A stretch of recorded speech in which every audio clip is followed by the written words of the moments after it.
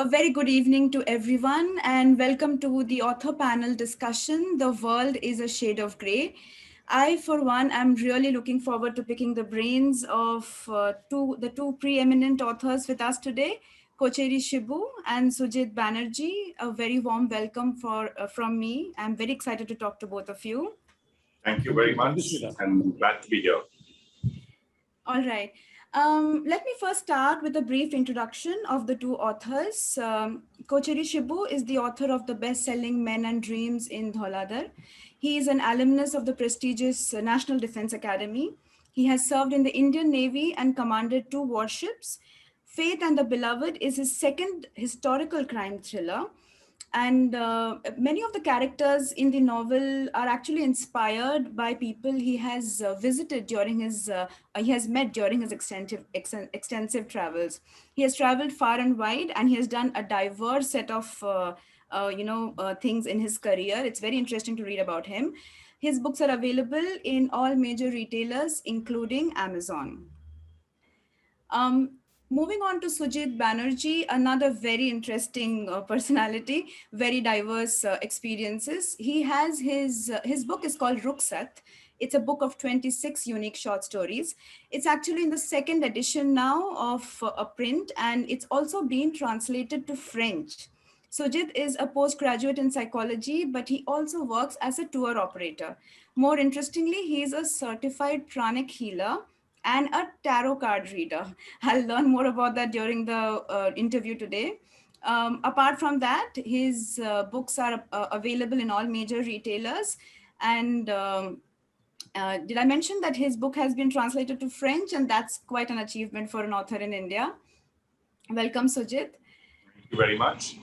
And a brief about myself. I'm Smita Bhattacharya. I'm a crime mystery author. I have a couple of books out, but I think the more popular ones are Kiss of Salt and Dead to Them, both available on Amazon. Dead to Them is having its second print run. So that's about me. And last, but of course not the least, The Secret Bookshelf. They are my go-to for all author-related collaborations and promotions. They are an online bookstore who promote Indian authors and also have a virtual book club. And interestingly, they're offering a 20% discount in the Delhi Book Fair. The code is DBF20, and it's valid until the end of September. All right, so welcome to both Sujit and Shibu once again. Let me begin with the topic itself, right? The world is a shade of gray. And the first question to Shibu. Um, I've often wondered this about my own self when I'm writing, and I just want to pick your brain, Shibu, in terms of how an author thinks. Often we are tempted to paint our heroes as white, like he cannot do any wrong, and villains as black, as in he's the worst person of all. But we know that in real life, it's not that way, right? I mean, people are all shades of gray. So I want to know from you, how do you escape that trap? How do you get inspired to write your characters? And how much of those characters are actually, your own self or people who are obviously going to be gray, right? So how do you, determine what kind of flavor they should have? How gray, how black, how white?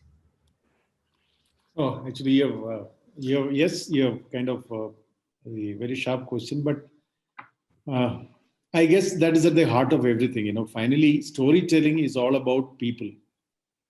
Rest, everything falls to the background because unless your characters come live and unless they come look convincing to the readers, then of course that falls short. So as a practice, what I do is that I do character sketching, and I spend 80% of my time in any both them and novel goes into character sketching. So even before I may start writing the novel as such, the character sketching is an ongoing process. And each character, irrespective how small or big the role of the character is going to be in the novel, will have a background, a past, a present, and of course future as the book plays along. So the simple ways, the answer of question to the what you asked will be like, when you see a Hindi movie, you'll invariably find the hero as a past. You can correlate as to why he is the way he is with his past. Villain never has a past, so you do not know. You know that he's an evil man. He's just dropped from hell or from heaven or wherever he is dropped from. So that part is yes. That means, as a matter of fact, it's one of the things that I take effort to and believe in doing is that all characters in the novel, whether it is protagonist or antagonist or the side characters, all of them will be in shades of gray, and they should look live and they should come live. So that's the first part. Second, of course, that in the first book there was always the challenge of your personal biases or your personal shades of gray may also be coming into it without knowing. That possibly can happen for the first book, and if you've got a right editor, he or she will kind of knock out those biases from the book. But otherwise, yes, I agree. It is an important point. I personally do not believe that you cannot look at life as gray. Sorry, correction. You cannot look at life as black and white, nor can you look at characters as black and white. I mean, nobody is a born saint. Nobody is a born devil. They always, yes, the degree of goodness and degree of evil may vary. So the shade will always be in shades of gray and should be so. All right. I'll ask a follow-up question on that in a while, but let me move on to Sujit. Holding on from what Shibu just mentioned in terms of it's not just characters, it's also the world, situations, circumstances that are gray. So, Sujit, moving to you, your book is a collection of short stories. They're about, exploring dark recesses of the mind, and they're unique themes in your own. When you build a world with stories and situations, do you bring the element of grayness into them? As in, what I mean to say is some situations like look good now, but actually you realize later that they are bad, or they were not what they appeared, right? So in terms of situations, in terms of story ideas, can you explain how you build in this grayness in the themes itself? Sujit? Yeah. Interesting question. Actually, come to think of it, one advantage that I had over Shibu, what he was talking about, is the fact that out of 26 short stories, 20 of them are real life stories. So being a student of psychology, when I did case studies later on, when I started healing, people would come to me with their different problems, and same with tarot card. I realized basically those are the characters who appear in my book. Now, I have not painted them in any color. I mean, you can talk about 50 shades of gray, but I have not painted them in any way. So each of my story is just a statement of a character. And I have not that was an advantage. I did not put my opinion in it. And I just left the end in such a way that the reader has to make out to what depth is the character gray. So I had the huge advantage of actually having real life stories. I have just put the stories across the way it was, and let the reader decide how gray they find it. I have a small follow-up question here, right? So often a story is an author's perspective, correct? So, for example, we present it in the way the world is for us. So, if suppose there is a situation that has happened, say a war, right? So, two countries are fighting, and if you belong to the country which is the aggressor, and you might think your action is right, but the other the country being attacked, or I'm just giving an example, like they might think that okay, we are the victims and they are in the right. What I mean to say is, I'm coming to the question, is that a situation that you depict from your perspective, you're right, and this is like the ideal way, right? When you ask the reader to interpret the what this means, but don't you think your own perspectives color the stories? And what do you do to prevent that? Do you take a step back and see that the story is colored by my perspective? Let me check with a critique, like someone who can critique it and say that no, I think you're thinking in a stereotypical way, you shouldn't. What's your process like for that, to check if your story is balanced, it's balanced and in between? What's your process? It's very simple. I mean, no story can be told in print or in a podcast or in a Kindle format where the author's bias shows. So by default, if you're writing and you want your book to be a success and to be read by a lot of people, you have to keep that check and balance. You cannot be biased. You talked about two countries at war for as an example. Let's just take India and Pakistan. I mean, both the countries will have to accept the fact, whether they do or not, but should accept the fact as to what are our drawbacks. Where can we work upon to create a balance? Blaming them, they're blaming us. That's a blame game. That's a coloring the readers or the viewers' view, or brainwash them in whichever way you want to. So I don't think that any author will write a book or a story with his or her own biases, because it's not going to work. So eventually, somewhere down the line, that's why we show the stories that we write chapters to friends and family to say and ask them that what do you think about it? So that check and balance is automatically there. A writer does not write in isolation. Yeah, so I understand. So you have to, you're like a good writer should not be biased. Absolutely. He or she should try the best to leave it open to interpretation. Yes. So the shades of gray is open to interpretation. That's very interesting. Okay. Moving on to Shibu.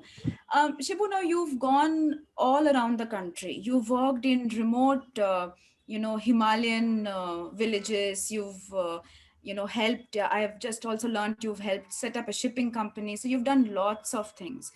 Now, what's your experience been like about people? And I wanted to take one example. Please take an example to show the inspiration of a character in your book, in terms of the people you've met and how they have inspired the flavor of your book. In a hero and a villain, like, or rather, let's take a villain, because I think that's the most colorful person or element of a book. A good villain always makes a very interesting book, right? So can you take a bad person, like so-called bad person of your book, maybe give an inspiration from real life who has inspired that character, and talk about the good part of that villain? Like, we take a bad thing and just talk about the redeeming factors of that villain. Over to you, Shibu. Okay, so again, you've come back to that, kind of repeat of the first question. So I'll give a couple of global perspectives in the sense, everything that you write in the book, from one first word to the last word, is an author in himself. So whatever you're writing there, you're accountable for it. That's one. Second is, there's always a traditional, the literary theory and criticism question which asks you, does the validity of a statement lie in itself, or does it lie in the perspective?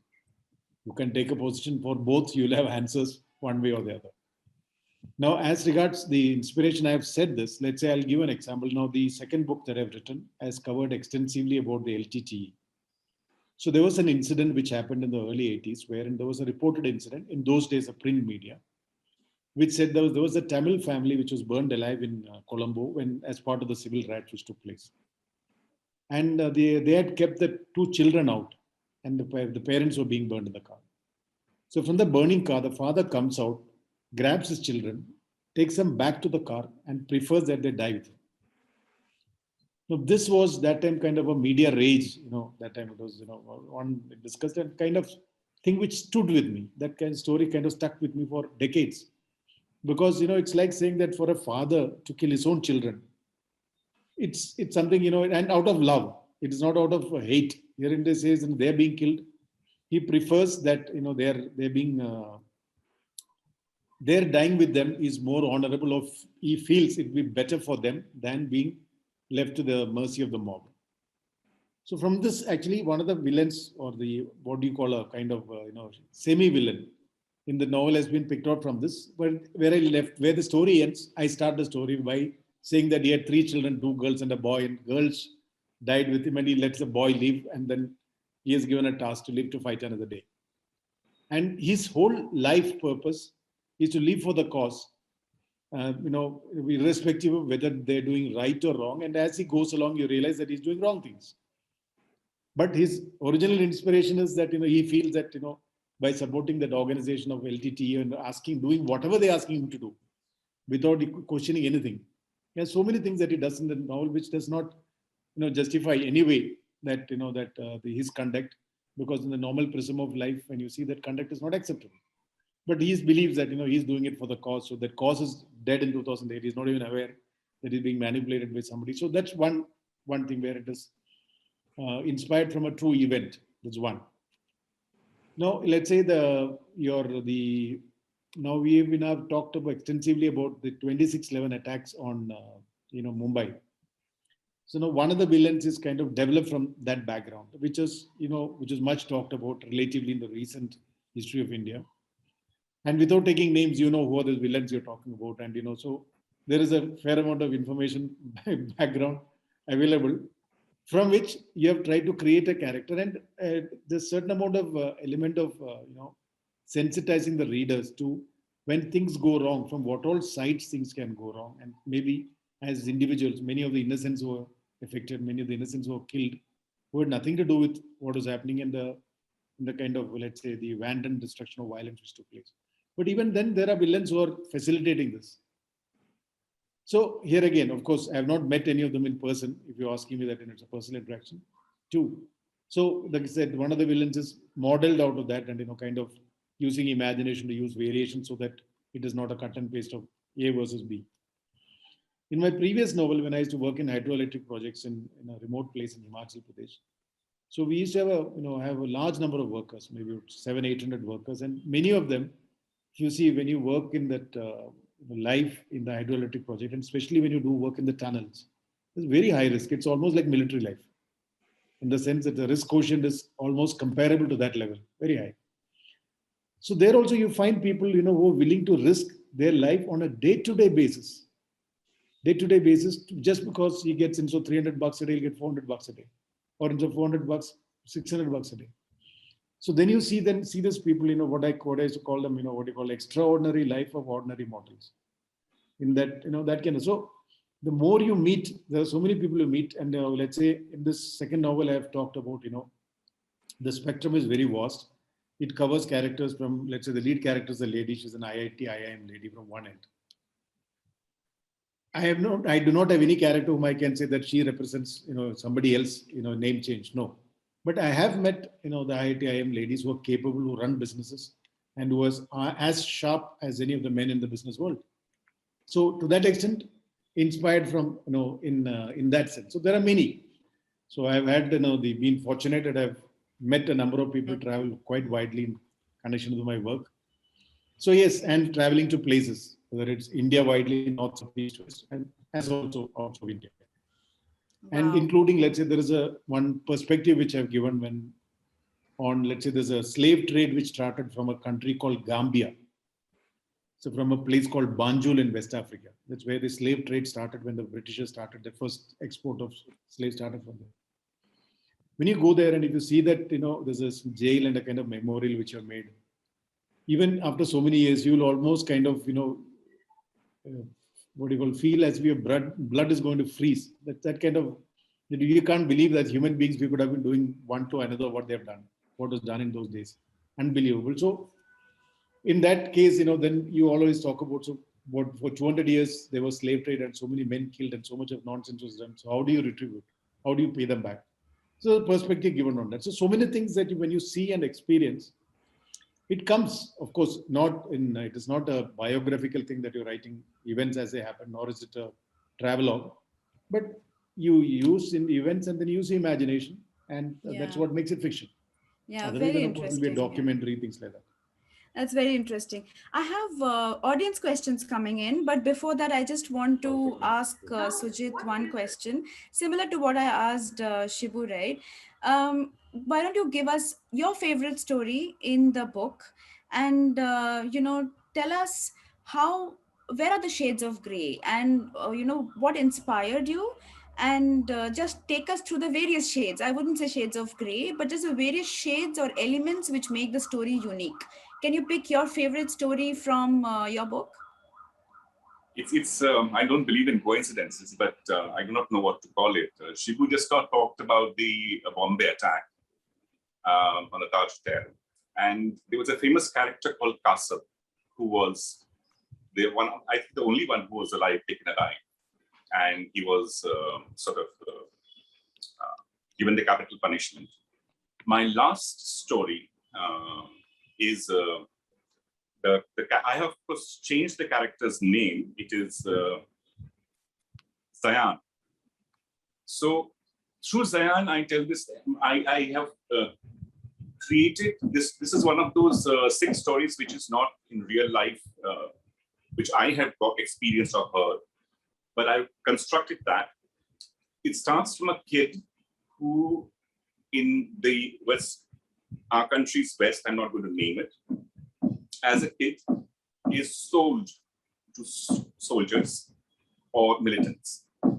And he is taken away, and he has a very close friend. So it starts with this friendship thing, where they keep on going and running to this apple orchard to eat green apples. Then, of course, I mean, he is sold, he's taken, and as a kid, he is trained and he's short in height. So there's an advantage, and he becomes a terrorist. And the movie sort of flows on, and it's a night before he's about to be hanged. That night, the story is only about that night, where in his cell, he is replaying his entire life, starting from his childhood friend, seeing him being shot by the Indian army, and then being sold, and then the thrill of the thrill of the rattle of the machine gun, the thrill of seeing blood being sprayed all over, it takes over his character. And in the end, he is thinks about that he wants to go back to his parents at one point of time, but he is allowed to see them from a distance, but not to go into the house. And he's taken back again. And in the morning, when they come to take him away, and when he's hung, the last line says, and he suddenly got the smell of fresh green apples. Now, Kasab was a part of the whole thing. He killed, he is a criminal, he was given the capital punishment, everything. My perspective was, he was not a born criminal. What were the circumstances that made him? Who trained him? Why? And why did he become who he did become in the end? And of course, paid with his life.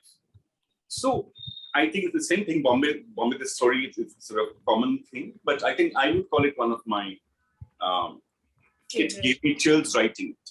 Yeah, but and this is, I would say, the perfect example of this whole topic, because even a terrorist is not black, right? I mean, black but evil, right? So we were all born equal, and how we grow and the society or the place we are born in, our privilege, that's what makes us, right? And that's what makes us gray, not black or white. I think this completely symbolizes or exemplifies rather the topic we are talking about. So thank you for that, Sujit. And actually, I also got chills while hearing about the story. So that's awesome. If I have two more minutes on this particular question that you asked. In the same book, there is a story called Yasmin Bibi, which deals with triple talaq. Now, I do not know how many people know this or not, but I did a lot of research that in Islam, you cannot say talaq, talaq, talaq. They are given at different times. You say talaq once, which is now things will have to be worked upon so that the second one does not come. And then second talaq comes, then there's an opportunity to rectify it. Once a third talaq has come in, and after that, if the husband repents, the reason the gap is there so that the husband can repent and take it back, not take it forward. And the talaq will not happen with only one talaq.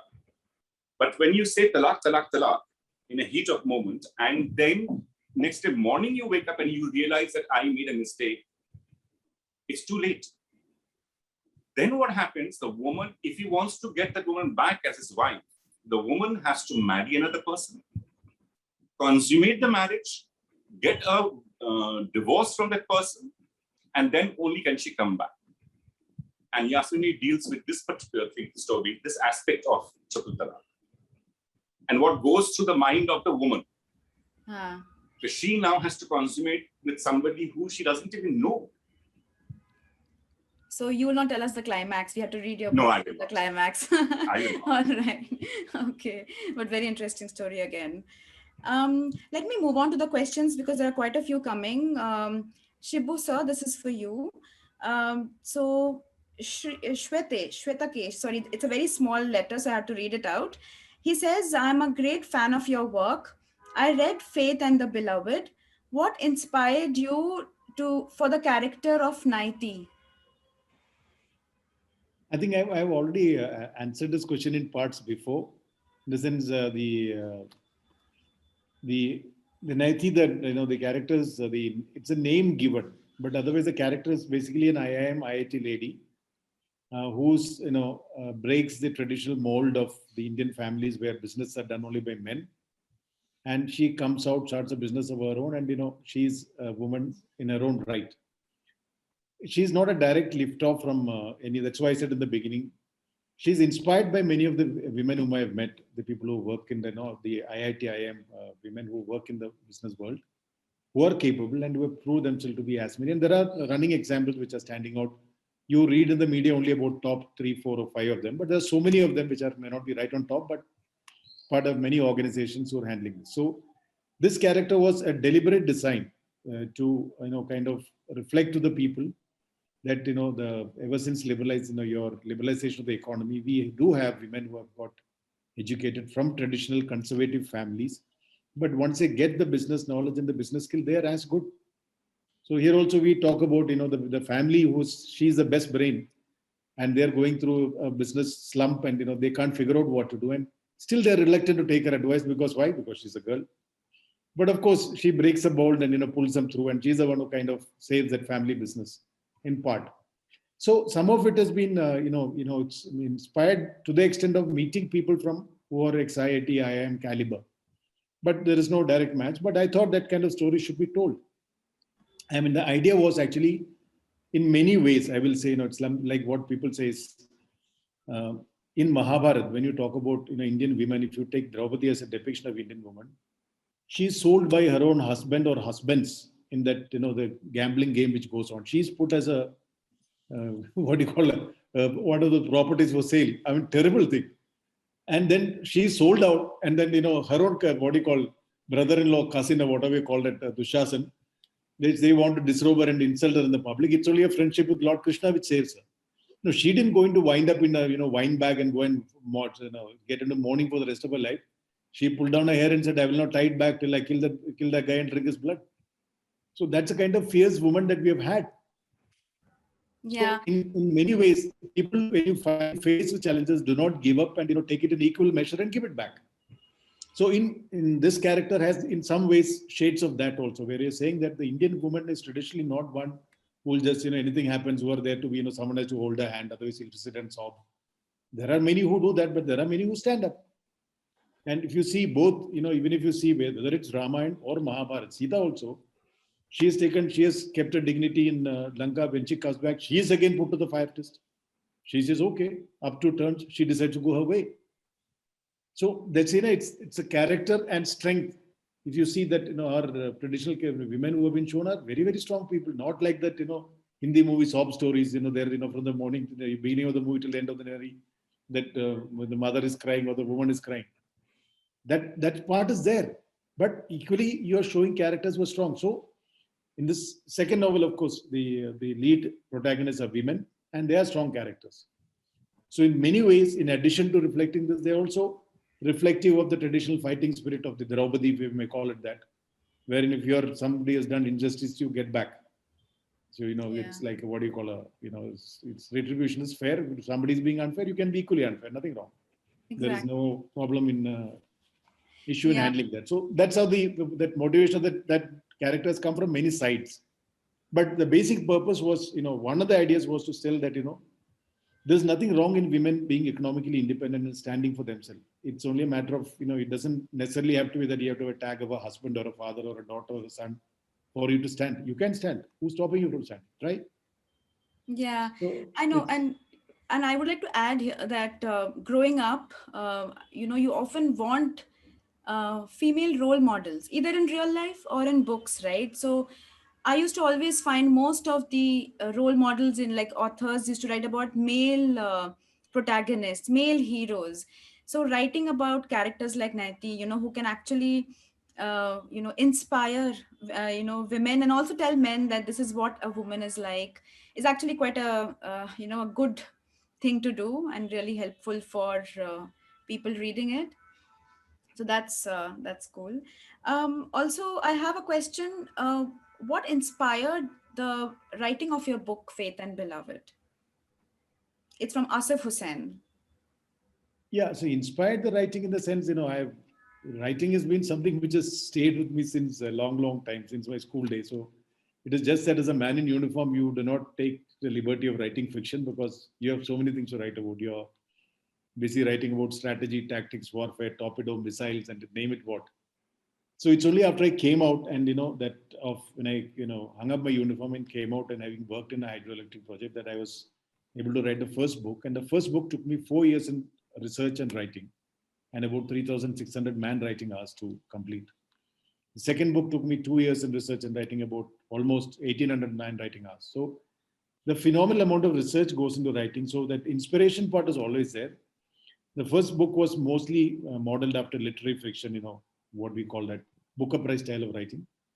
The second book was, I wanted to write a thriller for very many reasons. One, that the Indian environment with so many people playing, that which was ever since that, the Russians vacated Afghanistan in 89 and all those terrorists decided to come on to Kashmir. There's so much of, the background activities, intelligence and polluting of the society, which was done by, let's say the nefarious forces, there are enough stories to be told.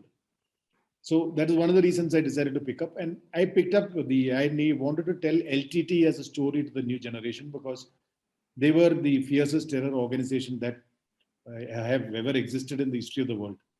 They were the ones who brought in the concept of suicide terrorism. They could motivate a small girl to go and blow up our ex-prime minister.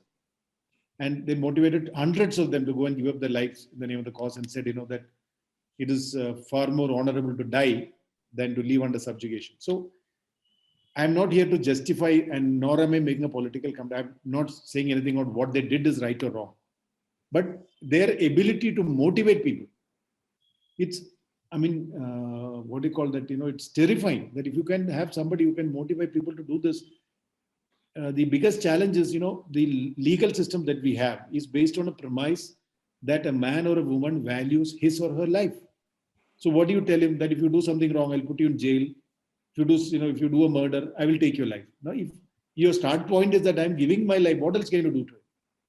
Then you're playing outside the society. You're playing outside the legal frame of your society. You're outside of everything in your that in your imaginable parlance. You need to think beyond.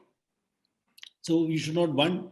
So that is a deliberate effort. One, I wanted to bring in LTT and how it had linked up, and what Sujit also mentioned about how the terror network and this is a thing called the philosophy of culpability of ignorance. So what it means is that if a man is ignorant or a woman is ignorant, and he or she is doing something without being aware that what she's doing is wrong, then can she be punished for her ignorance? The normal approach of a law is that in ignorance of the law is not an excuse. You're supposed to be aware of the law. That's what education is for. You're supposed to be dutiful citizens, etc. But let's say if you're, if you like, the beginning you were discussing, see, behavior of an individual is a reflection of his value system. And the value system in any society, and as much in our society, is in his formative years, is his family, education, religion, and society. And formative years means I stop at 12. Beyond 12, majority of the people are discerning enough to see for him or her. So these four will have influence on him and deciding on what is right and what is wrong. So if an individual is put in a society that, going and killing up maybe 100 people, shooting them in Bombay is the right thing to do, and he's truly convinced that's the right thing to do, then the question is, are you going to punish him for his ignorance? So this is an area where, so many of this changes when, the value system and belief that, the difference between, it's like this, the famous saying that, which I've quoted in this book in Mahabharata, where Acharya Drona takes the thumb of Eklavya one of the explanations given is that, that it is not only enough for a Kshatriya to be trained in the art of weaponry, his mind should be tempered to handle the power that goes with it. So that, Ekalavya he only learned the art, but he did not have any tempering of the mind. So therefore, he will be a dangerous person. So his thumb was taken. In practice, if you correlate that, the difference between the military and the terrorists only these two. That as an organization, military is they're handling weapon, but there are people who handle that power is tempered with responsibility to handle responsibility. In the case of terrorists, like what Sujit is mentioning, he gets happy seeing, spraying out guns, you see blood flow, he's happy, and that there is no tempering or there's no control. So writing of this novel that, what do you call a crime thriller mystery fiction, what I would add a historical to it because it is set in the background of history, recent history, was something which was planned out, which I wanted to do. And one of the things was also to give a perspective on events which has happened without any bias of the media or prism of an individual or prism, to give facts as they are to the reader so that for the benefit, be it 2611, be it demonetization, be it LTT, be it the terrorist activities, be it whatever events which are discussed in the book, to some value addition to the reader who reads. That is our motivation. All right. Let me just move to Sujit. I have a question from Apurva Khadye. And this is also what Shibu was talking about, and there is a lot of, and I'm gladly saying that because I'm a woman myself, but there is a lot of focus on, our, you could say our future, how our current and future, and how have we changed over the generations, and how do we go ahead. So his question is, how do you think treatment of women or the portrayal of women has changed over the years in books and stories? And how do you do it? I mean, how do you handle it in your own book also, in your thought process when you write down the stories? So how has the evolution been in your mind, Sujit? That's a lovely question. Thank you so much for asking that. This book is an example of what a woman's role is. Out of the 26 short stories, I think nearly 15 of them are women-oriented. One of the most challenging time I had writing this book was to get into a woman's mind, being a man, and feeling the emotions like a woman would. In one of the stories about a woman not being able to conceive her own biological child, and how that experience pushes her over the edge. It was one of the most difficult stories I could write. I wrote because I had to keep going back and forth. I mean, I would have to go into her psyche. This was true stories that helped me a lot.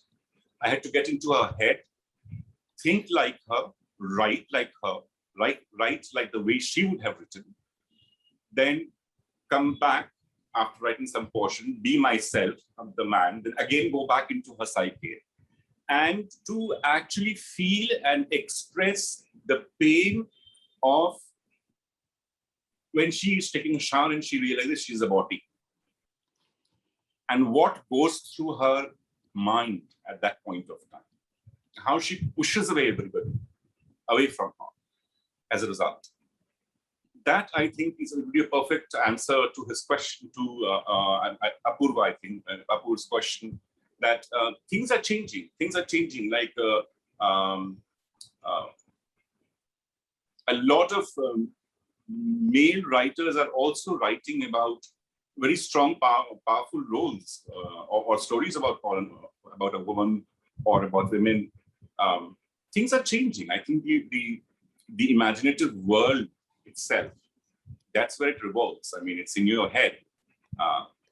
So yeah, nowadays men are also slipping into the role of a woman. Women, yeah, because like they say, women's rights are human rights, right? They're not just women's rights. I mean, what women should do and mold themselves as is a concern to everybody because they form half of the population. Um, We have only like around 7-8 minutes of the session. So I have two questions for you, Sujit, after which I'll ask the last question to Shibu. Okay. One is, and of course, I'll leave it to you to, give your ending comments. Why the name Ruksat? What does it mean and why the name Ruksat? Okay. Actually, the full name of the book is Ruksat, The Departure. Now, the premise was all the stories I have written happened in the past at some point of time. Now, are they dead after the episode are over? If something has happened, an accident has happened, or a person has lost a loved one 20 years back, is that incident dead? No, it is not. It's a story. It is etched in time. If, for example, if it ever became possible to teleport yourself back and you can teleport yourself back to that particular point when it's happening, it will be playing again. So each of these stories are independent. The premise is in this book, 26 stories, characters come together to narrate their stories. And after that, they have to say bye. They have to say, give me permission to leave because I cannot stay here. I have come, I have told my story, and I must go back now. And that's how Ruksat, which is asking for permission to leave, and the departure is the final act of departure. Wow, the name itself is so imaginative. Awesome. Okay, and the last question for you is that what's your next book about and when is it coming out? Do you have any information or is it still in the embryonic stage? No, it is 10 chapters have been written, and the last chapter I wrote about a year back. And I'm stuck, but yeah, the book. So this is something I do not know. I hope my family members do not get very upset about this, what I'm going to say. Is my great-great-grandfather's name was Durgadas Bandapadhyay. He was in the British Army, and he wrote a book called Vidrohi Bangali, which is 1857 mutiny. It's based on 1857 mutiny. And he had a concubine, and her name was Pannabai. And his book actually writes more about, very little about his affair with Pannabai, but more about the rebellion itself, or revolt, as I might say. I have picked up Pannabai's character, and this is a imaginative. The characters are real. My great-great-grandfather is real, Pannabai is real, but their love story forms the backdrop of my book, and where their love story is given preference and the historical details of the revolt is in the background. So that's my next book. I hope to, and the book will be called The Curse of a Courtesan. Courtesan, wow, this is like movie material. Very good. So all the best to you. I hope Thank you so much. you can publish very quickly and it becomes like a bestseller, another bestseller, and gets translated into all the languages in the world. So all the best to you. Thank you. All right, Shibu, last two questions for you. This question is from a reader. What's the current book on your bedside table? And the second question is, what are you writing next? And when is it going to come out? No, please repeat that first question. What's a book on your bedside table? As in, what are you reading right now? Who is your favorite author and what are you reading right now? Okay, just for your information, I've stopped reading fiction since I started writing in 2009. So I have not read any fiction since 2009. But anything like nonfiction? No, non-fiction, of course, I keep reading. That is a whole lot of stuff. But Okay, mostly technology related and, depending on what research you're doing, but no light reading. So that's how you're doing your research. Okay, got it. So talk about your next book. Next book, there are a number of stories turning in my mind. I'm not fixed on which one, but I will start writing next year. See, right, India is a billion population and each one has a story to tell. Stories are there, enough of them to be told. It's just a question of putting pen to paper and writing.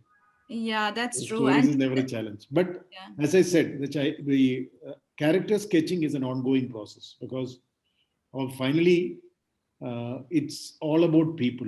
That, when you write a novel, your character should come live, and that is always a challenge in fiction writing because the characters have to be fictional. It is not I cannot copy paste Indira Gandhi or Mahatma Gandhi and say it is fictional. They will be actual characters. So the you have to pick out, people which are convincing, but at the same time you have to add that fiction element, wherein you are bringing in the traits what it's needed to be there. And that's a major part, because when I wrote my second book, I had about 200 characters in my anvil, out of which I used about 8. And for the next book, I do not know if any of those 190 will be of use to me. So again, I'm in the process of building up. You observe, each, many on televisions, on newspapers, or whatever you read, you observe. Some people whom you meet, sometimes you just observing in a railway station or a bus stand or a restaurant or a airport, wherever.